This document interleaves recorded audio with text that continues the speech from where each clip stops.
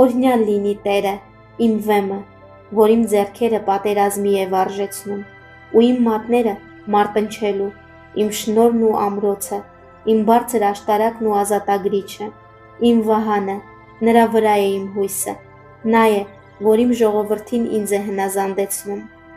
Տեր, մարդն ինչ է, որ դու ճանաչում ես նրան, կամ մարդու որդին, որ հոգ ես տանում նրան։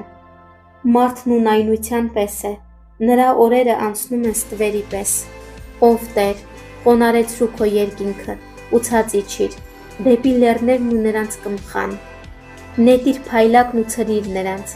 ուղարկիր քո նետերն ու կործանիր նրանց։ Ձեռքդ մեկնիր վերևից եւ ազատիր ինձ, փրկիր ինձ հորդառատ ջրերից ու օտարների, որդիների ձեռքից, որոնց բերանն ունայնություն է խոսում, իսկ նրանց աջ ձեռքը կեղծիկի աջ ձեռք է։ Ով Աստված, քեզ նոր երգ եմ երգելու, 10 լար ունեցող տավղով սաղմոս եմ ասելու քեզ։ Թագավորներին փրկություն տվողը ու իր Դավիթ ծառային խոցող սրտից ազատողը նա է։ Ինձ ազատիր ու փրկիր օտարների ձեռքից, որոնց բերանն ունայնություն է խոսում, եւ նրանց աջ ձեռքը կեղծիկի աջ ձեռք է,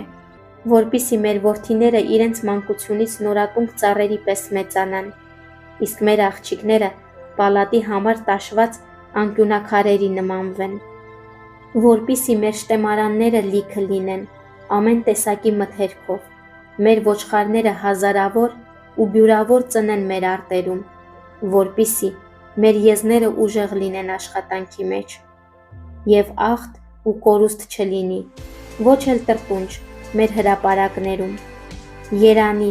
այսպիսի վիճակի մեջ եղող ժողովրդին, երանի այն ժողովրդին, որի Աստվածը Տերն է։